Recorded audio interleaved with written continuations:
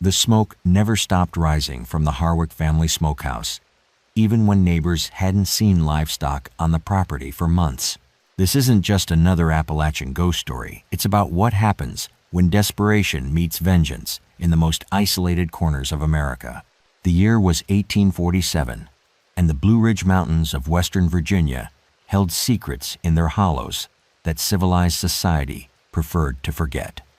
Deep in a valley where morning mist clung to ancient oaks, and the nearest settlement lay a day's ride, through treacherous passes, the Harwick homestead sat like a wound in the wilderness.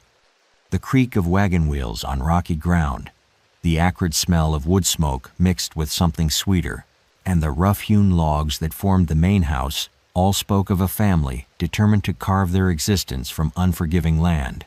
Marcus Harwick had built his fortune on three things: moonshine, isolation, and human bondage. While most of Virginia's plantation system thrived in the fertile Tidewater region, Harwick saw opportunity in the mountains, where federal oversight rarely reached. His property stretched across nearly 2,000 acres of dense forest, accessible only by a single winding trail that he and his sons knew by heart. In 1843, Harwick had purchased 6 enslaved people from a failing tobacco plantation near Richmond. The official records, found decades later in a courthouse basement, listed their names with the cold efficiency of livestock inventory. Samuel, age 28, Ruth, age 26, their children Moses, age 12, and Sarah, age 8, plus 2 unrelated men, Joshua and Thomas, both in their 30s. The journey to the mountains had taken 2 weeks by wagon. Local accounts, gathered from scattered oral histories in the 1920s, described how Harwick transported his human property in iron shackles, stopping only at trusted way stations where his particular brand of commerce raised no eyebrows. The enslaved group arrived at the homestead in late autumn, just as the first snows began to dust the peaks. But the Harwick property wasn't a typical plantation. There were no vast fields of cotton or tobacco here, just steep slopes suitable only for corn, small gardens, and the illicit production of corn whiskey. The real work lay in the distillery operation, hidden in a natural cave system behind the main house. Marcus, his wife Eleanor, and their 3 grown sons, David, William, and James, had built their empire on producing the strongest moonshine in the Blue Ridge, trading it for gold and goods with buyers who asked no questions.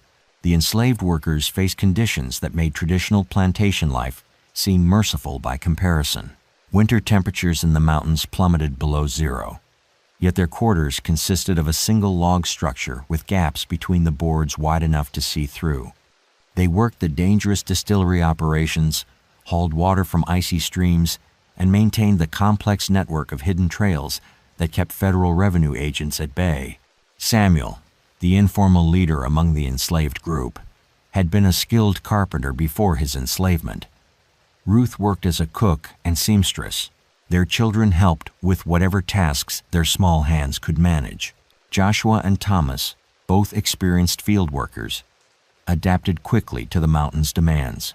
Together, they formed a tight-knit community, bound by shared suffering and a growing understanding of their isolation. The Harwick family ruled their mountain kingdom with casual brutality. Eleanor, far from the genteel plantation mistress of popular imagination, personally oversaw punishments with a leather whip she kept hanging beside the kitchen door. David, the eldest son at 32, seemed to take particular pleasure in devising new forms of torment. William and James, while not as openly sadistic, participated without question in their family's system of control. The smokehouse stood at the center of the property's food production system. Built from fieldstone and thick oak logs, it measured roughly 20 feet by 30 feet, with a stone chimney that drew smoke from carefully tended fires of hickory and oak. Here, the family preserved meat for the long mountain winters: deer, bear, wild boar, and the occasional pig or cow obtained through trade. Something darker lived in the mountains around the Harwick property. The Cherokee, who had once hunted these same valleys before their forced removal a decade earlier, had left behind stories that local white settlers whispered but rarely discussed openly. They spoke of a place where the earth itself seemed cursed, where game grew scarce and plants withered without cause. The Cherokee called it the Hungry Valley, a place where the spirits of the dead could not rest. By the winter of 1846, tensions on the Harwick property had reached a breaking point. The enslaved workers endured not just the usual cruelties of bondage, but the added isolation that made escape virtually impossible. The nearest town lay 40 miles away through mountain passes that became impassable in winter. Even if they could flee, they had nowhere to go. Virginia's fugitive slave laws meant certain return and likely death. Samuel had begun making careful observations. He noted which family members carried keys to the various outbuildings, when the dogs were fed, and by whom, and most importantly, the family's daily routines. The Harwicks felt so secure in their mountain fortress that they had grown careless about basic security measures. The smokehouse held particular significance in Samuel's planning. Its location, slightly separated from the main house but visible from the kitchen window, made it a critical choke point for any potential conflict. More importantly, it contained the knives, cleavers, and other tools necessary for butchering meat tools that could serve other purposes if the need arose. What Samuel couldn't have known was that the Harwick family had been watching him just as carefully. They had noticed his increased attention to security details, his whispered conversations with the other enslaved workers, and most telling, his habit of testing doors and windows when he thought no one was looking. The stage was set for a confrontation that would transform a remote Virginia hollow into something far more terrifying than any ghost story. A place where justice would be served with the same tools used to preserve winter meat, and where the smoke rising from an innocent-looking building would carry secrets that local residents would whisper about for generations to come. But first, someone had to die. Drop a comment and tell us where you're watching from and what time it is there right now. If this story has already gripped you, smash that like button and subscribe, because what happened next in that smokehouse changed everything we thought we knew about survival, justice, and the lengths people will go to reclaim their humanity. The dogs stopped barking at exactly 11:43 on February 14th, 1847. When predators know they're being hunted, silence becomes their greatest weapon. On that bitter winter night, when ice crystals formed intricate patterns on the smokehouse windows and the mountain wind howled through gaps in the log walls, the Harwick family made a decision that would seal their fate. The crunch of snow under heavy boots, the metallic tang of fear in the sub-zero air, and the rough hemp rope coiled in David Harwick's calloused hands all pointed toward an execution that would never take place. Marcus had discovered Samuel's escape plan 3 days earlier. A loose floorboard in the enslaved quarters had revealed a cache of stolen supplies, dried meat, a compass taken from William's room, and most damning, a hand-drawn map of the mountain passes leading toward Pennsylvania. The evidence sat now on the kitchen table like a death warrant, illuminated by the yellow glow of whale oil lamps. "Should have done this years ago," Eleanor muttered, sharpening a butcher knife against a whetstone with methodical strokes. Her thin lips pressed together in the expression her sons had learned to fear since childhood. Soft hearts breed rebellion. "Your father's always been too merciful." David nodded toward the window where the smokehouse stood, silhouetted against the star-filled sky. "We'll make an example of the carpenter first.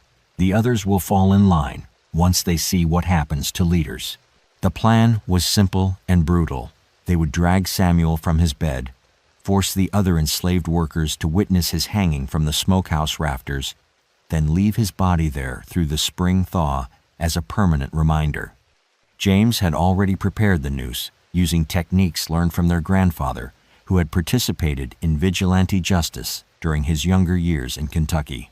But Samuel had not spent the previous months merely planning escape. He had been preparing for war. The Cherokee stories that local whites dismissed as superstition contained practical wisdom about survival in the mountains during winter.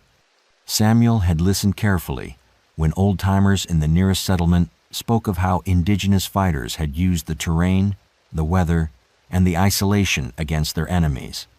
Most importantly, he had learned that desperate people, with nothing left to lose, could accomplish things that seemed impossible. Through the thin walls of their quarters, Samuel and the others heard every word of the family's discussion.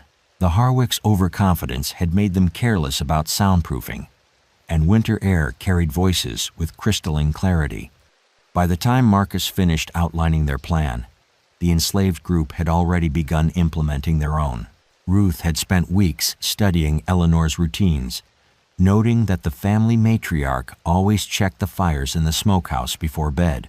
Joshua and Thomas had tested the strength of various tools in the outbuildings, discovering that the meat hooks were not just sharp, but easily removed from their moorings.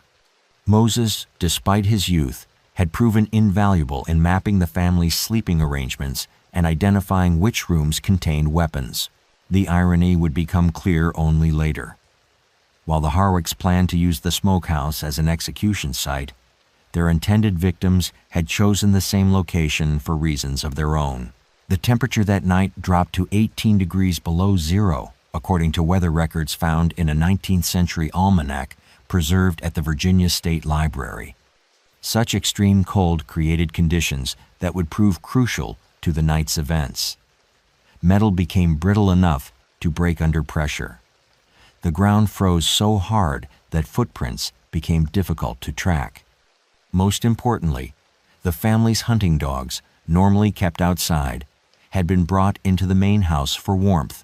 At midnight, Samuel made his move. He slipped from the quarters through a window, whose latch he had carefully loosened over several nights.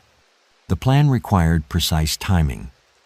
Eleanor would check the smokehouse fires around 12:30, just as she had for the past 4 years. The other family members would be asleep, trusting their isolation and their weapons to protect them from any threat. Samuel reached the smokehouse 15 minutes before Eleanor's expected arrival. Inside, the dying coals from the day's smoking still glowed red in the fire pit. He used them to rekindle a small flame, then positioned himself behind the main support beam where shadows would hide his presence. The building's interior felt like a butcher's cathedral, hooks and chains hanging from the rafters, cutting tables stained dark with years of use, and the overwhelming smell of preserved meat and hickory smoke. Joshua arrived next, carrying a length of rope they had braided from scraps of hemp found in the barn. Thomas followed with a selection of tools whose original purposes would soon be forgotten. Even young Moses had a role to play, stationed outside as a lookout who would signal if any family member besides Eleanor approached the building. Ruth remained in the quarters with Sarah, prepared to provide an alibi if needed. The official story, should anyone ask, would be that the men had been too sick with fever to leave their beds. She had even prepared a kettle of foul-smelling herbs to simulate the odor of illness. Eleanor appeared precisely on schedule, her dark cloak wrapped tight against the bitter cold. She carried a pine torch in one hand and a poker for adjusting the coals in the other. Her breath formed white clouds in the frigid air as she approached the smokehouse door, completely unaware that her routine had been observed and memorized for weeks. The door opened with its familiar squeal of iron hinges. Eleanor stepped inside, torch held high to illuminate the interior. The light danced across hanging slabs of venison and wild boar, casting moving shadows that would have concealed an army. She never saw Samuel until his hands closed around her throat. What happened in the next 60 seconds would transform 6 people from victims into something else entirely, something that neighboring communities would struggle to understand or categorize for generations to come.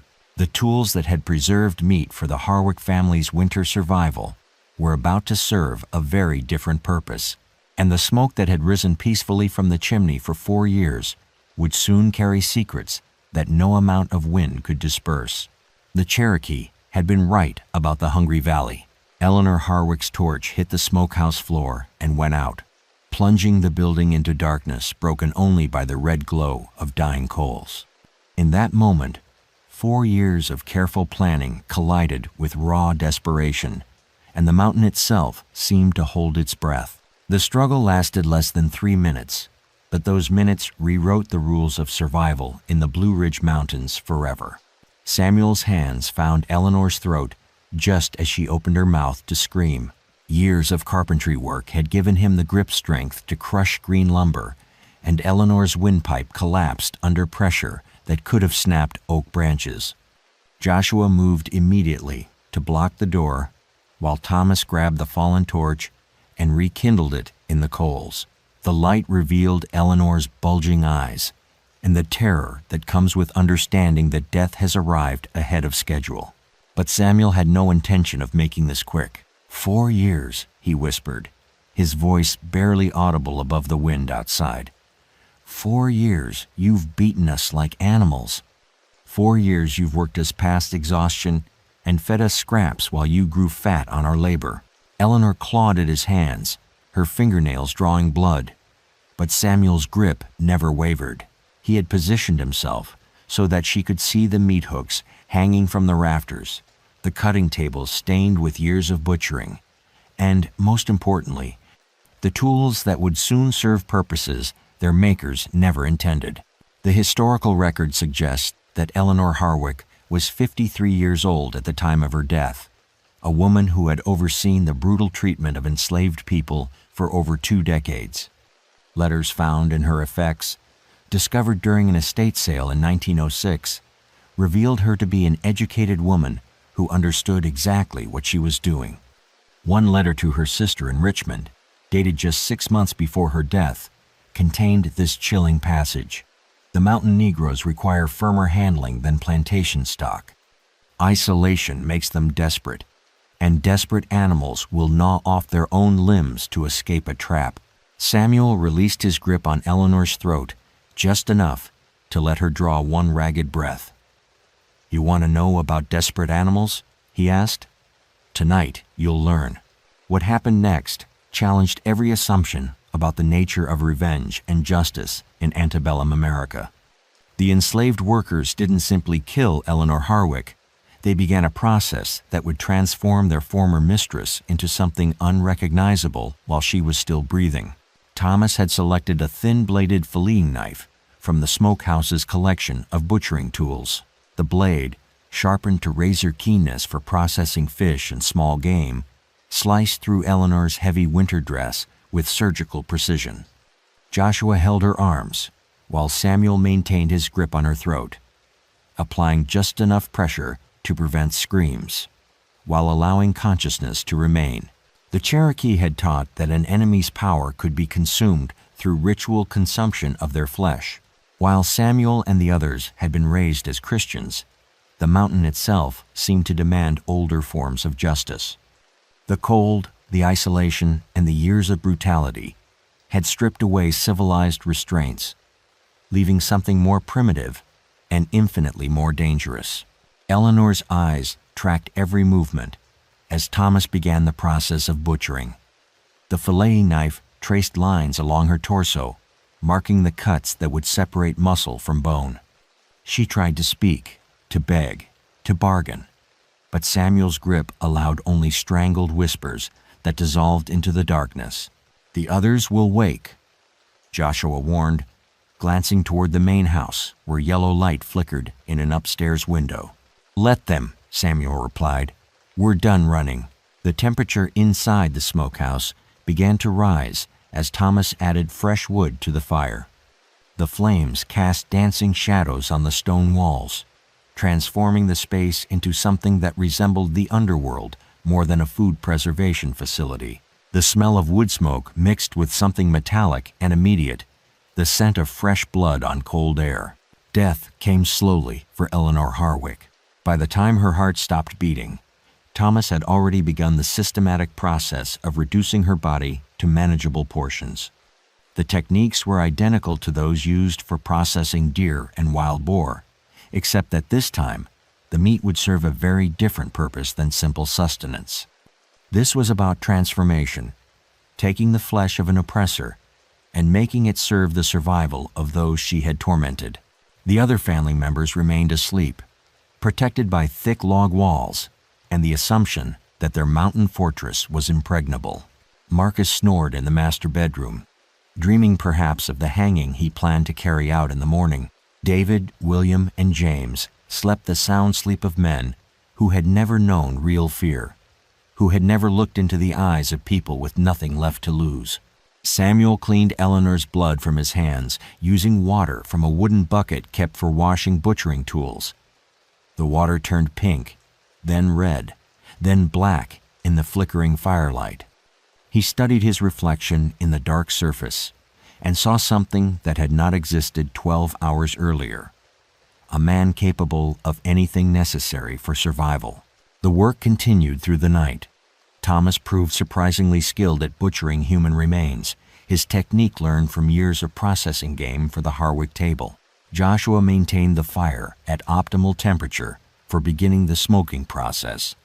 The meat hooks that had supported venison and wild boar now held different cargo, arranged with the same careful attention to air circulation and heat distribution. By 3 a.m, the smokehouse contained no recognizable trace of Eleanor Harwick. Her clothes had been burned in the fire. Her bones had been broken down and fed into the coals, where they would be reduced to ash and scattered with the morning wind. Her flesh hung from the rafters in neat strips, already beginning the slow transformation that would preserve it through the remaining winter months. Samuel opened the smokehouse door and breathed the mountain air. Dawn was still hours away, but the hardest part was finished. Eleanor was gone, and in her place hung the means of survival for 6 people who had been marked for death. The Cherokee stories spoke of warriors who consumed their enemies to gain their strength, but Samuel understood that this was about something more fundamental than strength. This was about reclaiming their humanity through the most inhuman act imaginable. The smoke rising from the chimney carried a different scent now, something richer and more complex than the usual hickory and oak. Anyone passing by might have attributed it to a different type of wood, or perhaps a special seasoning blend. The truth was both simpler and more terrifying. It was the smell of justice being served one strip at a time, cured in salt and wood smoke, until it could sustain life through the hardest winter in recorded Blue Ridge history. 4 more family members slept peacefully in the main house, unaware that their morning would begin with an empty kitchen and a mother who would never again sharpen her butcher knife against the whetstone. But the enslaved workers were just getting started. Marcus Harwick woke to silence where his wife's movements should have been, and in that first moment of consciousness, he felt something had shifted in the natural order of his mountain kingdom. The absence of familiar sounds can be more terrifying than the presence of threatening ones. This disruption in routine would cascade into discoveries that transformed a simple case of missing persons into something that challenged the very foundations of how civilized society understood justice and survival. The creak of floorboards, the rattle of pots in the kitchen, the soft humming Eleanor always did while preparing breakfast, all of these morning rhythms had vanished, leaving only the howl of February wind through the gaps in the log walls. Marcus pulled on his boots and heavy coat, assuming his wife had risen early to tend the smokehouse fires. The temperature had dropped even further during the night, and maintaining proper heat was crucial for preserving the family's winter meat supply. But Eleanor was not in the smokehouse. At least, not in any form Marcus would have recognized. The building appeared normal from the outside. Smoke rose steadily from the chimney, indicating that someone had maintained the fires through the night. The door stood slightly ajar, which was unusual, but not alarming. Eleanor sometimes left it open to regulate airflow during the smoking process. Marcus approached with the casual confidence of a man who had never questioned his own safety on his own property. The interior of the smokehouse looked exactly as it should have. Fresh cuts of meat hung from the rafters in neat rows, properly spaced for optimal smoke circulation. The fires burned at the correct temperature. Even the tools had been cleaned and arranged, with Eleanor's typical attention to detail. Everything was perfect, which was precisely what made it wrong. Marcus had lived on this property for over 2 decades. He knew the rhythm of the smokehouse operation, the typical quantities of meat they processed, and most importantly, the distinctive appearance of the venison and wild boar that comprised their winter food supply. The meat hanging from the rafters looked different, somehow darker, with a grain that seemed unfamiliar, cut in patterns he didn't immediately recognize. "Eleanor?" he called, his voice echoing off the stone walls. The only response was the hiss of fat dripping onto hot coals and the soft whistle of wind through the chimney. Marcus examined the cutting tables where Eleanor typically worked. They had been scrubbed clean, but dark stains remained in the wood grain that seemed fresher than usual. A bucket of bloody water sat beside the main table, its surface reflecting the orange glow from the fire pit.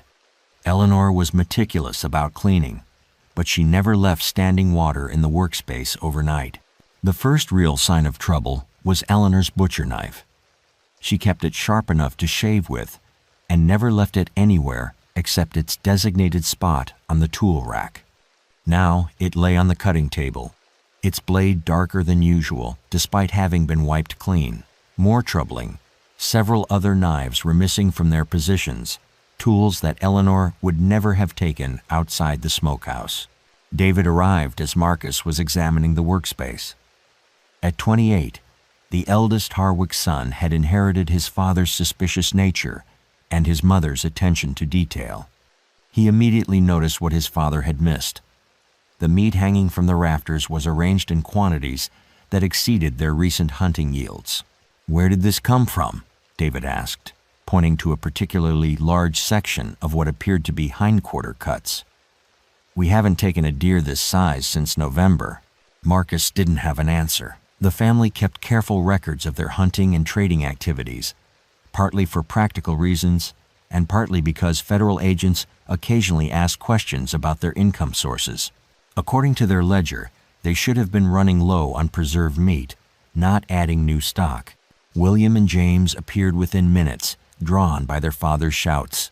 The 4 men stood in the smokehouse, surrounded by evidence of activity they couldn't explain, searching for a woman who had simply vanished. The logical explanations that Eleanor had gone to visit neighbors or had left early for the settlement made no sense given the February weather and the isolated location. "Check the quarters," Marcus ordered. Maybe the slaves saw something, but the slave quarters were empty. All 6 people who should have been preparing for the day's work had disappeared as completely as Eleanor herself. Their few possessions remained in place, suggesting they hadn't fled in the night. Even more puzzling, the quarters showed no signs of struggle or forced removal. It was as if 6 human beings had simply evaporated into the mountain air. The Harwick men searched the property systematically. They found no tracks in the frozen ground leading away from the buildings. The family's weapons remained in their usual locations, ruling out theft as a motive. Most disturbing, the horses and livestock appeared undisturbed, suggesting that whatever had happened hadn't involved outside raiders or wild animals.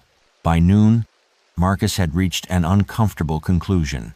His wife and 6 enslaved workers had disappeared simultaneously under impossible circumstances.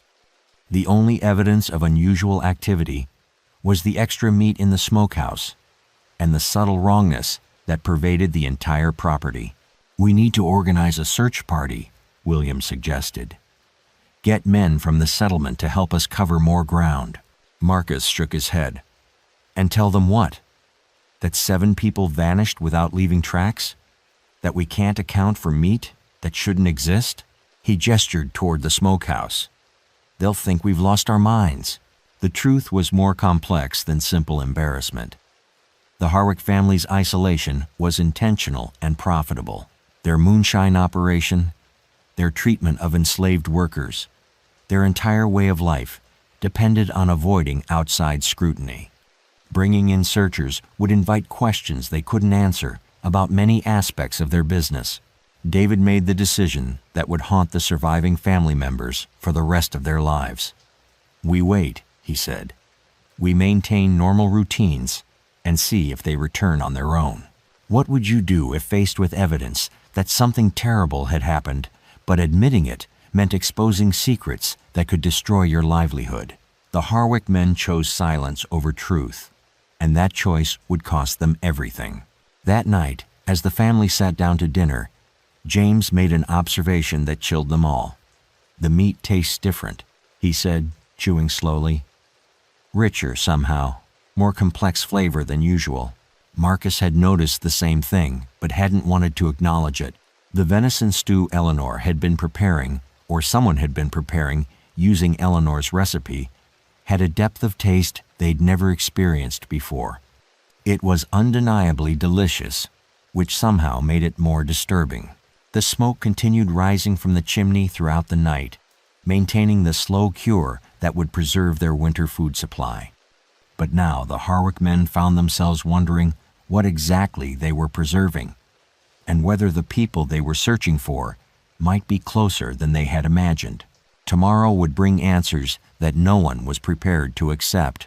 The Harwick men woke to find their breakfast prepared exactly as Eleanor had always made it, steaming hot on the kitchen table despite no sign of who had cooked it. When hunters become prey in their own territory, the familiar becomes a weapon turned against them. This revelation would force the family to confront a truth more terrifying than simple murder. Their victims had not fled into the wilderness, but had instead claimed the Harwick property as their own. The meal consisted of Eleanor's signature cornbread, fresh butter, and strips of smoked meat arranged on her best china. The coffee was brewed to the exact strength Marcus preferred, sweetened with the precise amount of honey he had trained Eleanor to use over 20 years of marriage. Everything was perfect, which meant everything was wrong. Marcus examined the kitchen for signs of intrusion. The doors remained locked from the inside. The windows showed no evidence of tampering. Most disturbing, whoever had prepared breakfast had intimate knowledge of family routines and preferences that only Eleanor possessed. The bread had been baked in her particular pan, using her recipe that included a secret blend of spices she had never shared with anyone. "This is impossible," David muttered, studying the meat strips with growing unease. They appeared to be cut from the same stock hanging in the smokehouse, but he couldn't remember his mother preparing breakfast meat before her disappearance. James picked up one of the strips and examined it closely. The texture was different from their usual venison, more tender, with a marbling of fat that suggested better nutrition than wild game typically provided. "Where would she have gotten meat like this?" he asked. "We haven't traded with anyone in weeks." The answer to that question would not become clear for several more hours, but when it did, it would reframe everything the family thought they understood about their situation. William volunteered to search the smokehouse again while the others finished breakfast. He found the building exactly as they had left it the previous day, fires properly maintained, meat hanging in organized rows, tools cleaned and arranged with professional precision. But now, he noticed details that had escaped their earlier examination. The cutting tables bore knife marks that formed unfamiliar patterns. Eleanor had always been systematic in her butchering technique, creating consistent cuts that maximized yield from each carcass. These marks suggested different hands, different methods, and most importantly, different purposes than simple food preservation. A detailed inventory revealed that someone had been very busy during the night. New cuts of meat had appeared on the drying racks, portions that would have required several hours of careful work to prepare. The quantity exceeded anything Eleanor could have accomplished alone, even if she had worked through the night.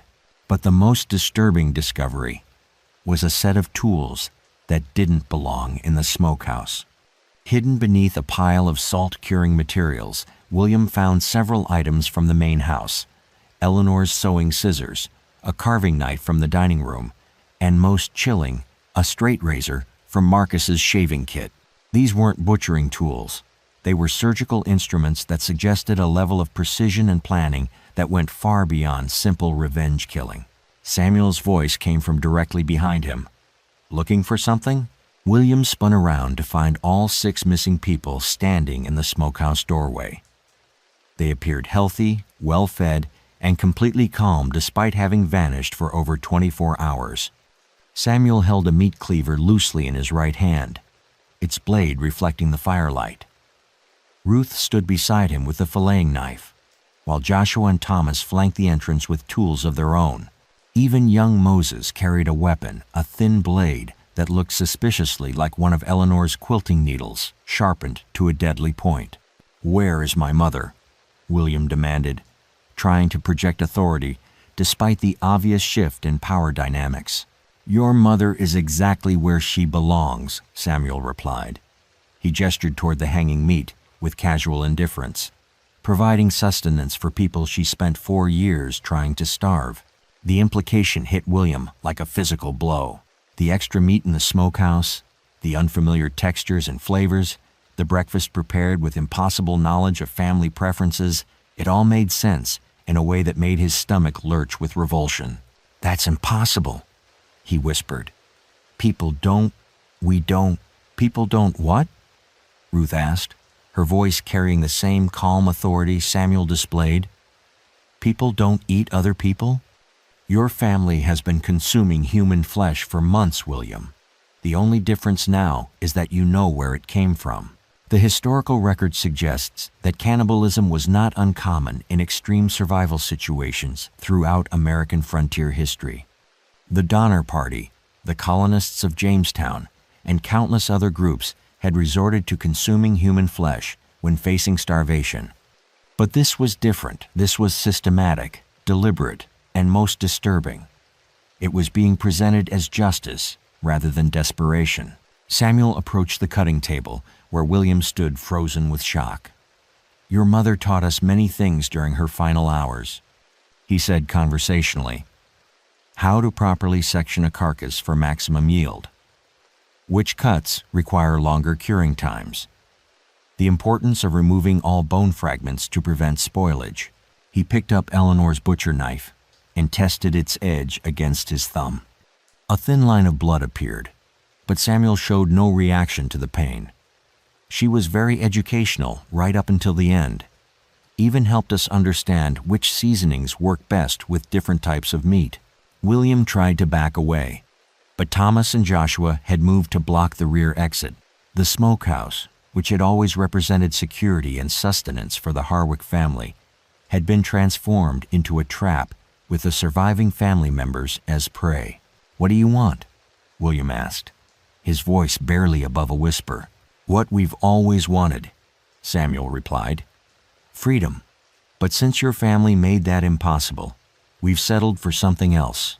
He gestured toward the hooks and chains that had once held deer and wild boar. Several of them had been modified, with additional restraints, leather straps, and iron shackles that would hold a struggling human being securely during the butchering process. "We want justice," Samuel continued, "and we want to survive the winter. Your family has provided both." The smoke continued to rise. William realized with crystal clarity that he was not leaving the smokehouse alive. But more terrifying was the understanding that his death would be neither quick nor merciful. It would be educational, just as Eleanor's had been. He would learn exactly how it felt to be reduced to meat, seasoned and preserved for the convenience of people who had once been his property.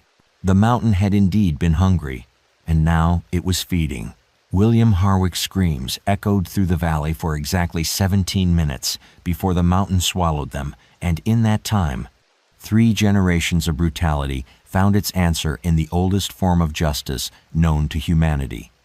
When civilization fails, nature provides its own court of appeals. This systematic reversal of power would establish precedents that neighboring communities struggled to understand, creating a legend that blended historical fact with moral complexity in ways that challenged simple narratives of good and evil. The process began with Samuel explaining the rules that would govern the remainder of the Harwick family's lives. These weren't the arbitrary cruelties, that had characterized their treatment of enslaved workers, but carefully considered principles based on reciprocity and survival necessity, William would experience exactly what he had helped inflict on others, no more, no less. "Your mother understood by the end," Ruth said, her voice carrying the matter-of-fact tone of someone discussing weather or crop yields. She realized that every cut she had made, every beating she had supervised, every meal she had denied us, was being repaid with interest. The tools arranged on the cutting table reflected years of expertise gained through processing game animals, but now they would serve educational purposes. Samuel selected a thin-bladed knife used for precise work around joints and bones. "This will hurt," he told William with clinical detachment, "but it won't kill you quickly. Your mother taught us the importance of keeping meat fresh during processing." What followed cannot be described in detail, while respecting both historical accuracy and basic human dignity.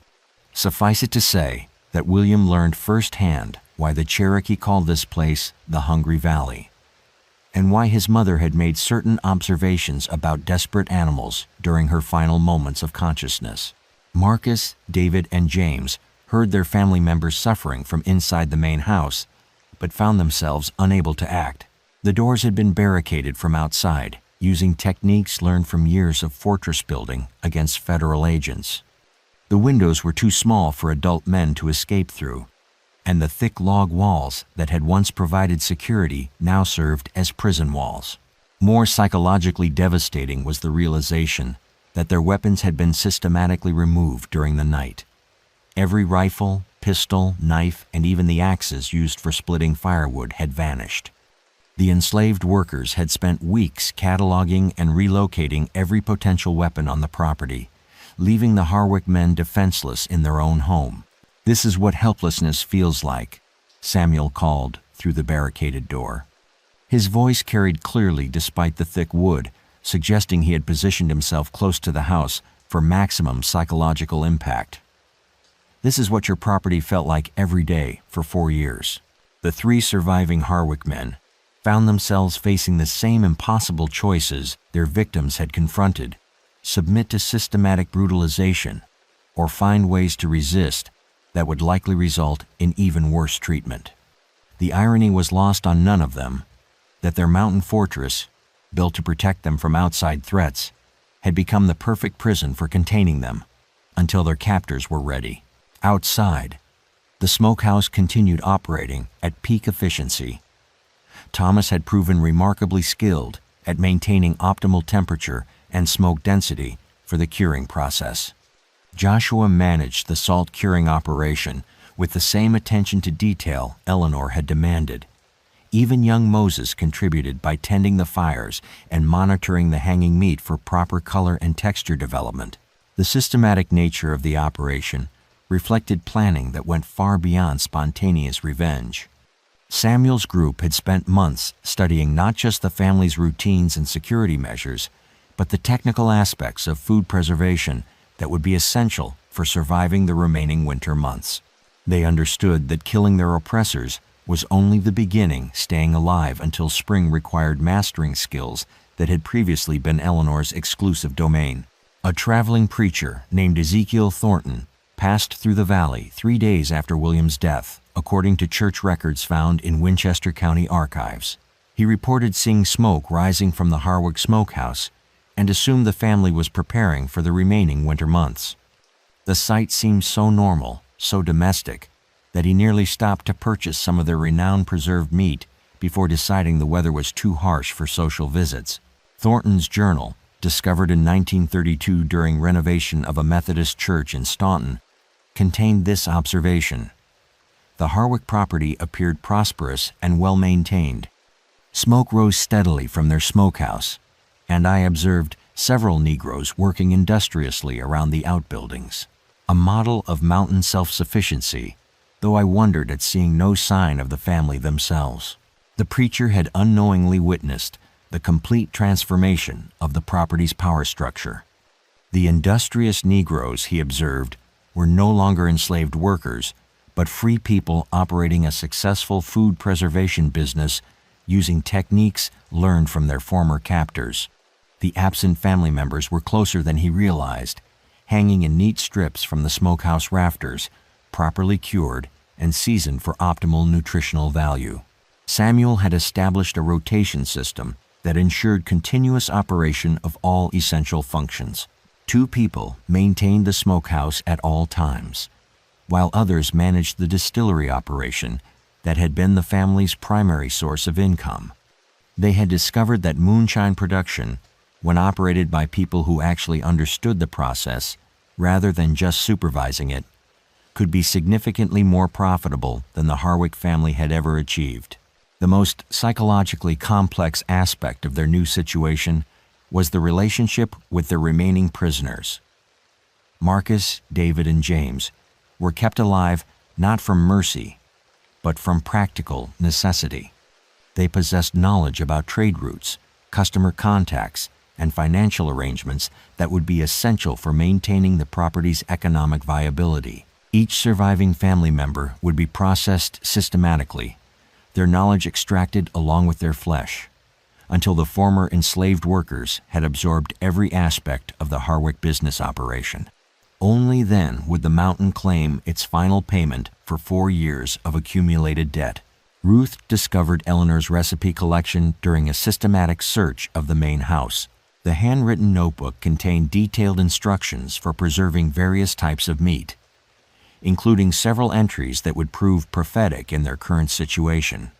One recipe, titled Long Pork Preparation for Extended Storage, suggested that Eleanor had anticipated this exact scenario. The winter that would follow would test every survival skill the group had learned, every technique they had mastered, and every moral boundary they had crossed.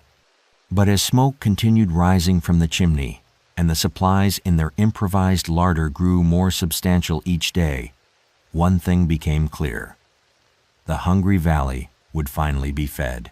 Spring arrived 2 months late, in 1848, but by then the Harwick property had been transformed into something that defied every assumption about justice, survival, and the price of freedom in antebellum America. When the last snow melted, it revealed a truth that would challenge historians for generations to come. This final transformation would determine whether the events in the Blue Ridge Mountains represented simple revenge or something more complex, a complete inversion of power that created its own moral universe. The thaw began in early May, according to weather records preserved in the Virginia State Archives. As mountain streams swelled with snowmelt and the first wildflowers appeared in sheltered hollows, travelers began moving through the passes again after months of winter isolation. The first to reach the Harwick property was a federal revenue agent named Joseph McKinley, investigating reports of continued moonshine production despite the family's alleged disappearance. McKinley's official report, filed on May 15, 1848, described a prosperous-looking operation with well-maintained buildings, active distillation equipment, and clear evidence of successful food preservation activities. The smokehouse chimney showed signs of recent use, and the agent noted an abundance of preserved meat stocks that suggest either successful hunting or profitable trading relationships. What McKinley couldn't have known was that he was looking at the most successful business transformation in Blue Ridge history. Samuel's group had not merely survived the winter, they had thrived in ways that exceeded anything the Harwick family had achieved during 20 years of operation. The moonshine produced under their management was significantly higher quality than previous batches, primarily because the people doing the actual work now understood every aspect of the process rather than simply following orders. They had experimented with different grain ratios, fermentation times, and distillation techniques, creating a product that commanded premium prices from discriminating customers. More importantly, they had established direct relationships with buyers who had previously dealt only with Marcus Harwick. Samuel's natural intelligence, combined with literacy skills acquired in secret during his enslavement, made him an effective negotiator who understood that knowledge was more valuable than brute force in business dealings. The food preservation operation had expanded beyond simple survival necessity into something approaching commercial enterprise. The techniques perfected during the winter months, the optimal salt ratios, smoking temperatures, and curing times had produced preserved meat of exceptional quality. Their inventory included not just the remains of the Harwick family, but also deer, wild boar, and other game obtained through hunting and trading. Ruth had proven particularly skilled at developing recipes that maximized nutritional value while disguising the origins of their more controversial ingredients. Her seasoning blends, derived partly from Eleanor's notes and partly from traditional African cooking techniques, created flavors that were both distinctive and marketable. The children, Moses and Sarah, had adapted to their new circumstances with the resilience typical of young people facing extreme situations. They had learned advanced skills in food processing, business operations, and most importantly, the art of maintaining secrets that adults would find disturbing. Agent McKinley's investigation revealed no evidence of the missing Harwick family, but this absence was explained by Samuel as a business arrangement. The family decided to relocate to Richmond for the winter. He told the agent, "Left us to maintain the property until their return." The explanation seemed plausible enough that McKinley filed no additional reports, but the agent's visit forced Samuel's group to confront a fundamental question. What would happen when the larger world began asking more detailed questions about the Harwick family's disappearance? The solution they developed reflected the same systematic thinking that had characterized their revolt. Rather than attempting to maintain the fiction indefinitely, they would gradually establish themselves as the property's legitimate operators. Samuel began presenting himself as a freedman, hired by the Harwicks to manage their affairs, while the others claimed to be free workers earning wages for specialized skills. The legal complexity of this transformation reflected broader tensions in antebellum Virginia society. Slave revolts were the nightmare that haunted every slaveholder, but the legal system struggled with cases where enslaved people successfully defended themselves or claimed property rights. Samuel's group occupied a legal gray area that local authorities preferred not to examine too closely. By the summer of 1848, the former Harwick property was operating as a legitimate business under Samuel's management. Customers who had dealt with the family for years noticed improved product quality and more reliable service, but attributed these changes to better management practices rather than questioning the underlying ownership structure. The smokehouse continued operating throughout the summer, though its inventory gradually shifted toward more conventional sources as hunting and trading provided adequate meat supplies.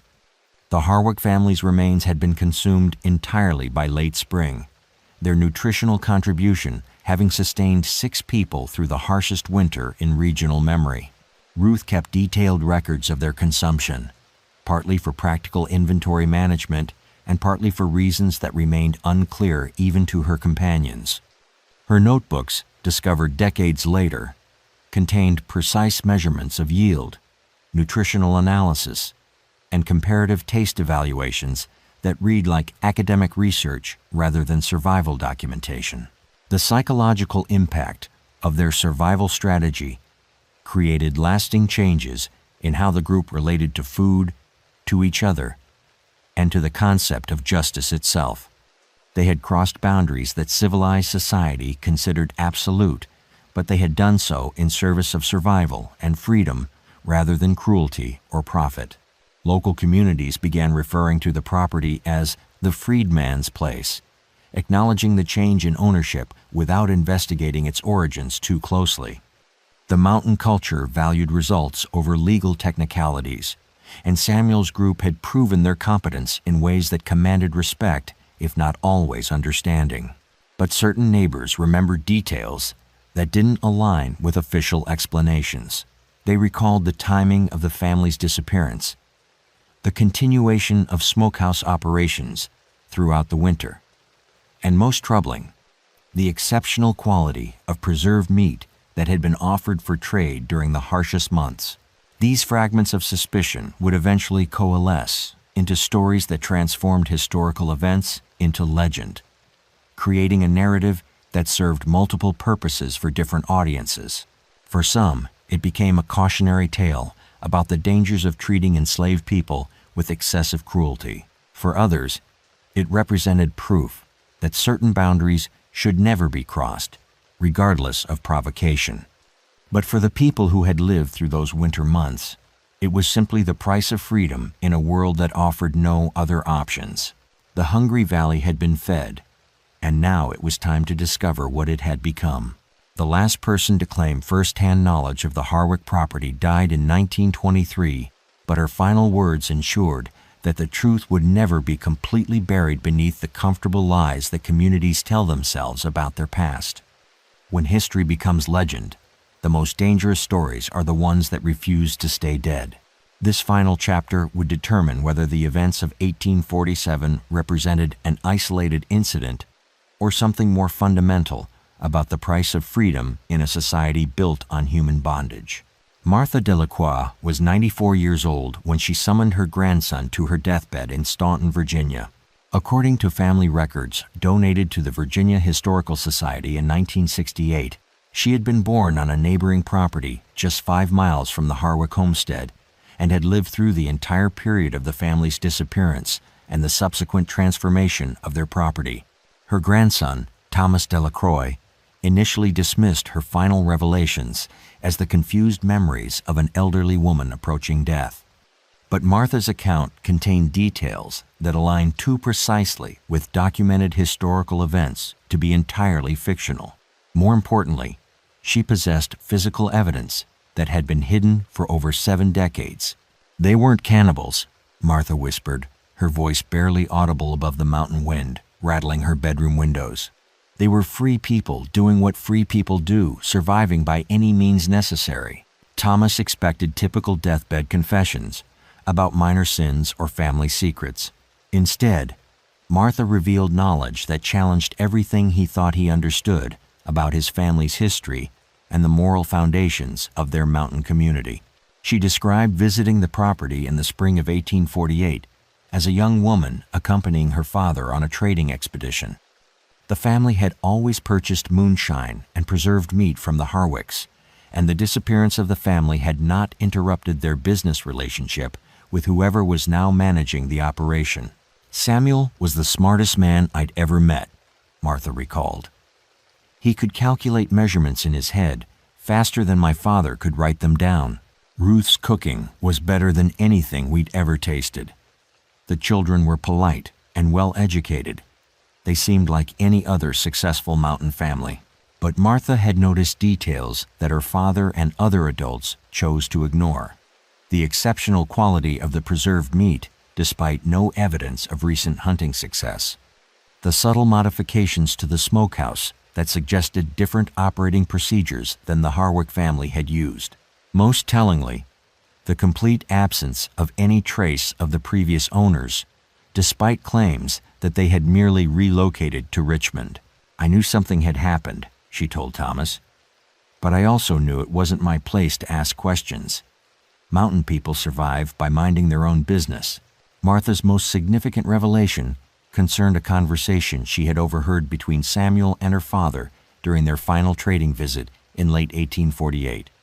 Samuel had offered to sell the property and relocate his family to Ohio, where legal complexities about their status would be less problematic. The negotiation had progressed to the point of discussing specific terms and transfer documents, but the sale never occurred. According to Martha's recollection, Samuel and his family simply vanished one autumn night, leaving behind a prosperous operation and taking only personal possessions that could be carried on foot. The property was eventually claimed by distant Harwick relatives, who found it completely empty except for basic equipment and a smokehouse that had been thoroughly cleaned and sealed.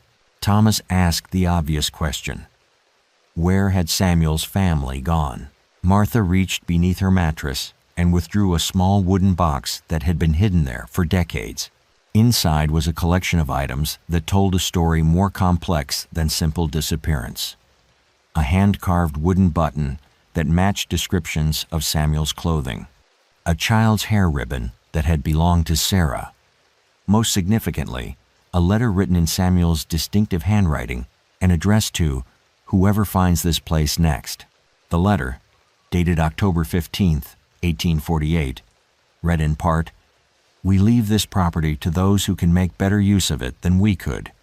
The mountain gave us what we needed to survive, but survival is not the same as living. Freedom requires more than just the absence of chains. It requires the ability to choose your own moral boundaries. We have learned that some choices, once made, cannot be unmade. The valley will always be hungry, but we will no longer be the ones feeding it." Martha's final revelation concerned the fate of Samuel's group. They had not simply vanished, but had joined one of the underground railroad networks operating in Western Virginia. Her family had maintained contact with them for several years as they moved north toward Canada, eventually settling in a community of formerly enslaved people near Detroit. "Samuel became a teacher," Martha whispered. "Ruth opened a restaurant that became famous throughout Michigan. The children grew up free and educated. They made new lives that had nothing to do with what they'd had to do to survive that winter. But the mountain property retained its reputation long after the people who created it had moved on." Neighboring families continued to report strange phenomena around the former Harwick homestead. Unexplained smoke rising from the sealed smokehouse, the sound of voices carrying on the wind during winter nights, and most persistently, the smell of cooking meat that seemed to drift through the valley even when no one lived there. These reports created a folklore tradition that transformed historical events into cautionary tales designed to serve multiple audiences. For white families, the stories emphasized the dangers of treating enslaved people with excessive cruelty. For black communities, they represented proof that resistance was possible even under the most extreme circumstances. The legal aftermath of the Harwick case influenced Virginia's slave codes in ways that historians have only recently begun to understand. The complete disappearance of a slaveholding family, combined with evidence of successful property management by their former slaves, challenged assumptions about the intellectual and organizational capabilities of enslaved people that supported the entire system of human bondage. Thomas Delacroix eventually donated his grandmother's materials to the Virginia Historical Society, where they remained largely unstudied until the 1980s. Recent archaeological investigations of the former Harwick property have uncovered evidence that supports many of Martha's claims, including modifications to the smokehouse and distillery that reflect techniques unknown to white operators of the period. The most significant finding was a hidden chamber beneath the smokehouse floor that contained personal effects from all members of both the Harwick family and Samuel's group. The arrangement suggested a deliberate memorial rather than casual disposal items, arranged with care and marked with dates that corresponded to specific events during the winter of 1847 to 1848. Modern forensic analysis of bone fragments found at the site has confirmed that at least 4 adult humans were processed through the smokehouse during the period in question. The techniques used reflect sophisticated understanding of food preservation methods, combined with ritualistic elements that suggest the consumption served purposes beyond simple nutrition. The Hungry Valley claimed its payment in full, and the debt was satisfied with interest that compounded across generations. But some say on winter nights, when the mountain wind carries the scent of wood smoke through the hollows, you can still smell something cooking in the ruins of the Harwick smokehouse. Something that reminds you that justice, like hunger, is never fully satisfied. We're only scratching the surface. The next case is even darker. Subscribe